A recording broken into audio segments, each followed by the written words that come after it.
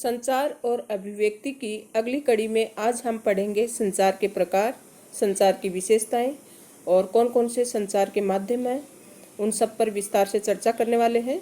इससे पहले के वीडियो में हमने संचार की डेफिनेशन और उसके माध्यम के बारे में चर्चा की थी, तो वो वीडियो अगर आपने नहीं देखा है तो वो देख लेना, क्योंकि उसके आगे का आज हम पढ़ने वाले हैं, तो इससे पहले वाला वीडियो देखना भी ज़रूरी है। चलिए शुरू करते हैं। संचार के प्रकार। संचार विभिन्न प्रकार के होते हैं, पर वे परस्पर काफ़ी मिलते जुलते होते हैं।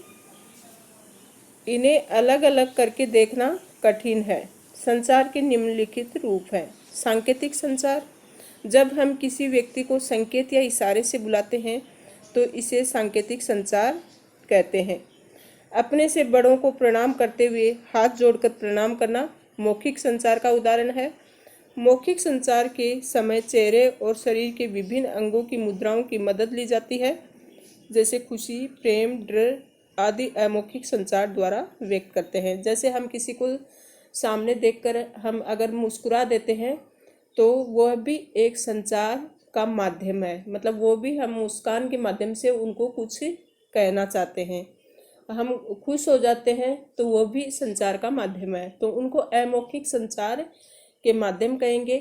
और अगर हम नमस्कार, प्रणाम, टाटा, बाय बाय कुछ भी कहेंगे तो वो मौखिक संचार है। तो अगला है अंतर्व्यक्तिक इंटरपर्सनल संचार। जब हम कुछ सोच रहे होते हैं, कुछ योजना बना रहे होते हैं या किसी को याद कर रहे होते हैं तो ये भी एक संचार है। इस संचार प्रक्रिया में संचारक और प्राप्तकर्ता एक ही व्यक्ति होता है। ये संचार का सबसे बुनियादी रूप है। इसे अंतर्व्यक्तिक इंटरपर्सनल संचार कहते हैं। जब हम पूजा, इबादत या प्रार्थना करते वक्त ध्यान में होते हैं तो ये भी अंतर्व्यक्तिक संचार का उदाहरण है। किसी भी संचार की शुरुआत यहीं से होती है। तो संचार क्या होता है? संचार किसी को अपनी बात कहना। तो इसका एक उदाहरण ये भी है कि हम अपने आप से बातें करें। तो हम अपने आप से बातें कब करते हैं? या तो हम शांत होते हैं, कुछ सोच रहे होते हैं, किसी के बारे में कुछ कल्पना कर रहे होते हैं, तो वह भी एक संचार है। जब हम पूजा कर रहे होते हैं तो वहाँ भी हम अंतर्व्यक्तिक संचार करते हैं, मतलब अपने आप से ही हम बातें करते हैं। तो कहीं भगवान के सामने बैठे हैं, प्रार्थना कर रहे हैं, पूजा कर रहे हैं, वो भी संचार का एक बुनियादी रूप है। और सबसे पहला संचार यहीं से शुरू होता है। फिर समूह संचार। इस संचार में हम जो कुछ कहते हैं वह किसी एक या दो व्यक्ति के लिए न होकर पूरे समूह के लिए होता है। समूह संचार का उपयोग समाज और देश के सामने उपस्थित समस्याओं को बातचीत और बहस मुबाहिसे के जरिए हल करने के लिए होता है। संसद में जब विभिन्न मुद्दों पर चर्चा होती है तो यह भी समूह संचार का एक उदाहरण है। बहुत सारे व्यक्ति सुन रहे होते हैं और हम अपनी बात रख रहे होते हैं, तो वो समूह में हम अपनी बात रखते हैं, वो समूह संचार होता है। जनसंचार। जब हम व्यक्तियों के समूह के साथ प्रत्येक संवाद की बजाय किसी तकनीकी या यांत्रिक के माध्यम से जरिए समाज के एक विशाल वर्ग से संवाद कायम करने की कोशिश करते हैं तो इसे जनसंचार कहते हैं। इसमें एक संदेश को यांत्रिक माध्यम के जरिए बहुगुणित किया जाता है ताकि उसे अधिक से अधिक लोगों तक पहुंचाया जा सके। जैसे रेडियो में कोई खबर सुना रहा है तो उसकी खबर कोई एक व्यक्ति नहीं सुनता है, पूरी दुनिया सुनती है, तो वह जनसंचार का माध्यम है। मतलब किसी न किसी यंत्र के माध्यम से हम अपनी बात लोगों तक पहुंचाएं, वह जनसंचार होता है। इसके लिए हमें किसी उपकरण या माध्यम की मदद लेनी पड़ती है, मसलन अखबार, रेडियो, टीवी, सिनेमा, इंटरनेट। अखबार में प्रकाशित होने वाले समाचार वही होते हैं, लेकिन प्रेस के जरिए उनकी हजारों लाखों प्रतियां प्रकाशित करके विशाल पाठक वर्ग तक पहुंचाई जाती है। तो अखबार क्या है? प्रिंट मीडिया है। तो उसमें जो समाचार हैं वो लाखों लोगों तक पहुंचते हैं, तो वह भी जनसंचार का माध्यम है। जनसंचार की विशेषताएं कौन कौन सी हैं? जनसंचार माध्यमों के जरिए प्रकाशित या प्रसारित संदेशों की प्रकृति सार्वजनिक होती है। इसका अर्थ ये हुआ कि अंतर्व्यक्तिक या समूह संचार की तुलना में जनसंचार संदेश सबके लिए होते हैं। तो समूह संचार तो क्या होता है कि हम प्रत्यक्ष रूप से अपनी बात लोगों के बीच में पहुंचाते हैं, लेकिन जन संचार ये होता है कि हम अप्रत्यक्ष रूप से, जैसे रेडियो के माध्यम से, टीवी के माध्यम से, ऐसे कोई ना कोई यांत्रिक उपकरण के माध्यम से लोगों तक अपनी बात पहुंचाते हैं, और वो बात लाखों लोगों तक पहुंचती है। तो वह जन संचार का भूमिका ज़्यादा बड़ी होती है। जनसंचार संचार के अन्य रूपों में एक फर्क ये भी है कि इसमें संचारक और प्राप्तकर्ता के बीच कोई सीधा संबंध नहीं होता, जबकि समूह संचार और अंतर्वैयक्तिक में सीधा संबंध होता है। लेकिन जनसंचार में हमारा जो प्राप्तकर्ता है, संदेश को प्राप्त करने वाला है, उसके साथ हमारा सीधा कनेक्शन नहीं होता, क्योंकि हम कहीं और बैठे अपनी आवाज़ पहुंचा रहे हैं और लोग अलग अलग कोनों में बैठकर सुन रहे हैं, तो हमारा उनसे सीधा संबंध नहीं होता। जनसंचार के लिए एक औपचारिक संगठन की जरूरत पड़ती है। औपचारिक संगठन के बिना जनसंचार माध्यमों को चलाना मुश्किल है।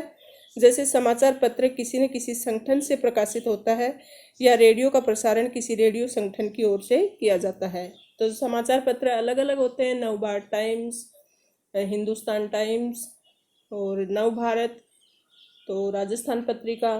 तो इस तरह से इनका अलग अलग संगठन होता है, और ये किसी एक संगठन से वहाँ क्रियाकलाप होकर ये प्रकाशित होते हैं। तो ऐसे ही रेडियो का भी एक स्टेशन होता है, वहाँ से रेडियो की या आकाशवाणी का प्रसारण किया जाता है। तो कोई ना कोई संगठन की ज़रूरत होती है। जनसंचार माध्यमों ढेर सारे द्वारपाल काम करते हैं। द्वारपाल वह व्यक्ति या व्यक्तियों का समूह है जो जनसंचार माध्यमों से प्रकाशित या प्रसारित होने वाली सामग्री को नियंत्रित और निर्धारित करता है। तो द्वारपाल मतलब जैसे कहीं हम जाते हैं मंदिर या बड़े किसी इंसान से मिलने के लिए, महान हस्ती से मिलने के लिए, तो उससे पहले हमें किससे मिलना पड़ता है? वहाँ खड़े वॉचमैन से बातचीत करनी पड़ती है, फिर अंदर कोई और होता है, फिर जाकर हम सीधे उस आदमी से बातचीत कर पाते हैं। मतलब डायरेक्ट नहीं पहुँच पाते, उससे पहले हमें कई लोगों से बातचीत करके फिर वहाँ तक पहुँचना होता है। तो वो होते हैं द्वारपाल। तो जनसंचार में भी बहुत सारे द्वारपाल होते हैं, तब जाके वो सूचना हम तक पहुँचती है। तो उनको द्वारपाल कहते हैं। वे व्यक्ति होते हैं द्वारपाल जो जनसंचार को प्रसारित करने वाली सामग्री को लोगों तक पहुंचाते हैं।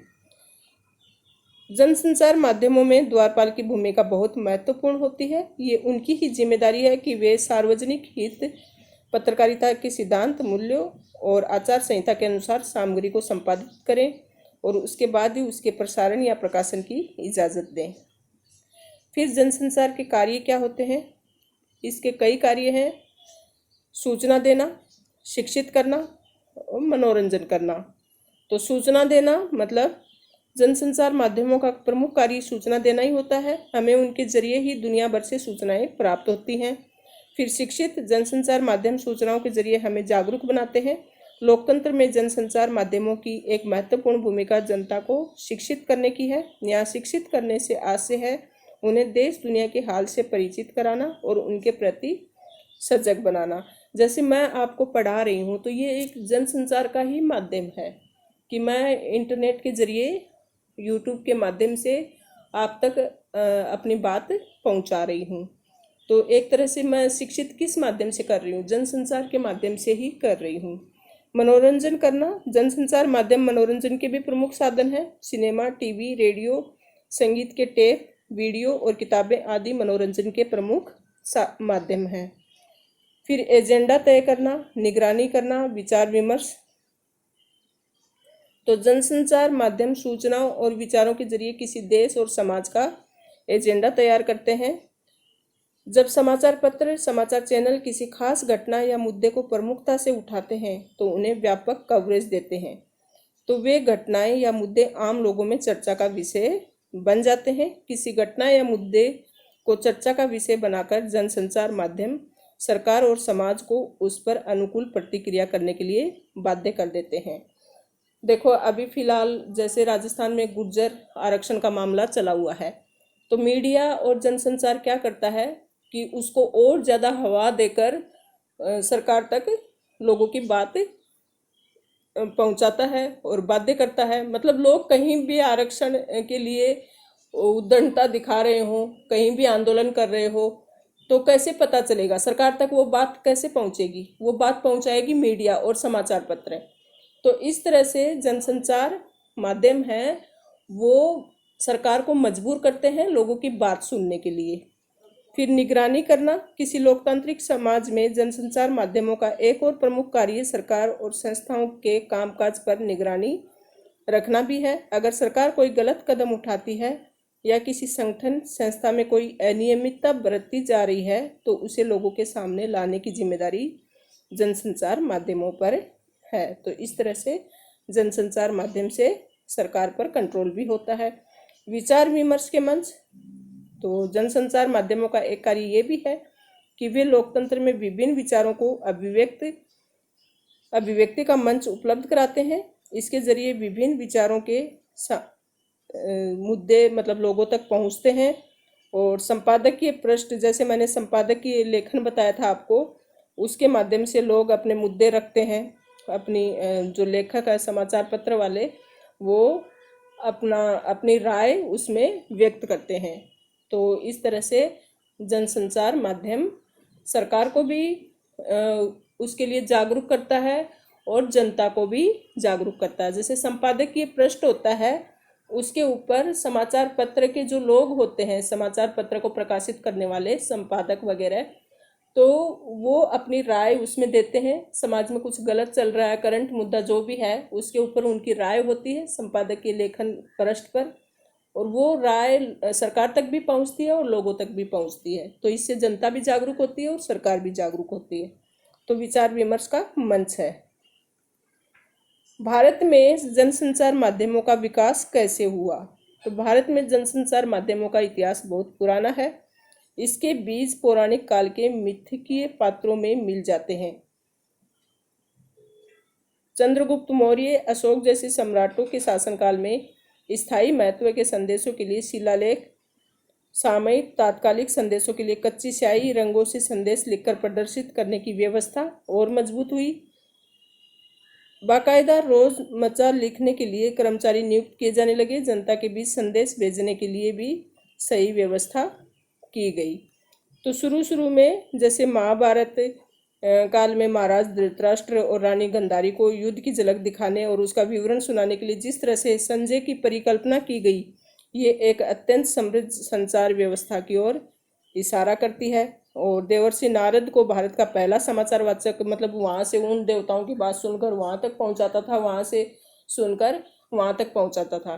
तो जो भी आजकल जैसे कहावत में भी आता है कि जो भी चुगली करता है उसको नारद बोल देते हैं। तो नारद मुनि का क्या काम था पौराणिक काल में कि उनकी बात वहाँ तक बताना और उनकी बात वहाँ तक बताना। तो वो भी जनसंचार का एक माध्यम ही था।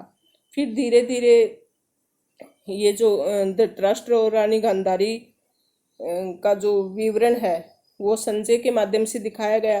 फिर जो मौर्य काल है उसके काल में शिलालेख लिखे गए, स्तंभ लेख लिखे गए। तो शिलाओं पर जो लेख लिखे गए वो भी जनसंचार का ही माध्यम थे। फिर भीमबेटका के गुफा चित्र इसके प्रमाण है। ये समानांतर व्यवस्था बाद में कठपुतली और लोक नाटकों की विविध शैलियों के रूप में दिखाई देने लगी। देश के विभिन्न हिस्सों में प्रचलित विविध नाट्य रूपों, कथावाचन, बाउल, सोंग, रागनी, तमाशा, लावनी, नौटंकी, इनका विशेष महत्व रहा है। इन विधाओं के कलाकार मनोरंजन तो करते ही थे, एक क्षेत्र से दूसरे क्षेत्र तक संदेश पहुंचाने और जनमत निर्माण करने का काम भी करते थे। तो इस तरह से जनसंचार माध्यमों का विकास आगे से आगे बढ़ता गया। फिर समाचार पत्र पत्रिकाएं, जो कि प्रिंट मीडिया कहलाती है। कल किसी स्टूडेंट ने पूछा था कि प्रिंट मीडिया का क्या महत्व है। तो जो समाचार पत्र पत्रिकाएं हैं वो जनसंचार माध्यम का एक सशक्त उपकरण है और वो प्रिंट मीडिया के अंतर्गत आता है। जनसंचार की सबसे मजबूत कड़ी पत्र पत्रिकाएं या प्रिंट मीडिया ही है। हालांकि अपने विशाल दर्शक वर्ग और तीव्रता के कारण रेडियो और टेलीविज़न की ताकत ज़्यादा मानी जा सकती है, लेकिन वाणी को शब्दों के रूप में रिकॉर्ड करने वाला आरंभिक माध्यम होने की वजह से प्रिंट मीडिया का महत्व हमेशा बना रहेगा, क्योंकि शुरुआत इसी से हुई थी। आज भले ही प्रिंट, रेडियो, टेलीविज़न या इंटरनेट किसी भी माध्यम से खबरों के संचार को पत्रकारिता कहा जाता हो, लेकिन आरंभ में केवल प्रिंट माध्यमों के जरिए खबरों के आदान प्रदान की ही पत्रकारिता कहा जाता था। तो आजकल तो रेडियो, टेलीविज़न, इंटरनेट, इनको भी पत्रकारिता का नाम दिया जाता है, लेकिन शुरू में प्रिंट माध्यम से ही पत्रकारिता हुआ करती थी। पत्रकारिता के सोपान कौन कौन से हैं? 3 सोपान हैं। समाचारों को संकलित करना, मतलब इकट्ठा करना, फिर उन्हें संपादित करना, मतलब संपादित करने के लायक बनाना उनको कि कौन कौन सी न्यूज़ हमें छापनी है, फिर पत्र पत्रिका के रूप में छापकर लोगों तक पहुंचाना। तो ये 3 सोपान हैं, 3 चरण हैं कि पहले सूचनाओं को इकट्ठा करेंगे, फिर उनको तैयार करेंगे। ऐसा नहीं कि जहाँ जैसे उठाई वैसी की वैसी उसमें समाचार पत्र में रख दी, उनको संकलित करके उनको अच्छी अच्छी न्यूज़ को तरीके से तैयार करके और फिर तीसरे सोपान में मतलब छाप कर लोगों तक पहुंचाई जाती है प्रिंट मीडिया, समाचार पत्र पत्रिकाओं में। यद्यपि ये तीनों काम परस्पर जुड़े हुए हैं, पर पत्रकारिता के अंतर्गत पहले 2 कामों को शामिल किया जाता है। जहां बाहर से खबरें लाने का काम संवाददाताओं का होता है, वहीं तमाम खबरों, लेखों, फीचरों को व्यवस्थित तरीके से संपादित करने और सुरुचिपूर्ण ढंग से छापने का काम संपादकीय विभाग का होता है। आज पत्रकारिता का क्षेत्र भी बहुत व्यापक हो चला है। खबर का संबंध किसी 1 या 2 विषयों से नहीं होता। दुनिया के किसी भी कोने की घटना समाचार बन सकती है, बशर्ते उसमें पाठकों की दिलचस्पी हो या उसमें सार्वजनिक हित निहित हो। एक समाचार पत्र आप उठाओगे, न्यूज़पेपर, तो आपको उसमें अलग अलग डिपार्टमेंट दिखेंगे, अलग अलग पार्ट दिखेंगे। संपादकीय लेखन होता है, कहानी का भी होता है, फिर पाठकों की राय भी होती है, फिर विज्ञापन भी उसमें होता है, फीचर लेखन भी उसमें होता है, संपादकीय पृष्ठ भी होता है, और मुख्य समाचार मतलब सबसे पहले दिखाई देते हैं। फिर से सेंसेक्स की जानकारी भी होती है, सोने चांदी का भाव भी होता है, खेल संबंधी समाचार भी होते हैं। तो इस तरह से समाचार पत्र में उसका विस्तार बहुत बड़ा है, मतलब उसमें बहुत सारी सूचनाओं को संकलित करना होता है और व्यवस्थित तरीके से संकलित करना होता है। तो संवाददाता पहले सूचनाएं लाते हैं, फिर जो जहाँ समाचार पत्र प्रिंट होते हैं वह विभाग में उनको छपाई का काम होता है और व्यवस्थित तरीके से। तो आपको समझ में आया होगा। धन्यवाद मेरे विद्यार्थी मित्रों।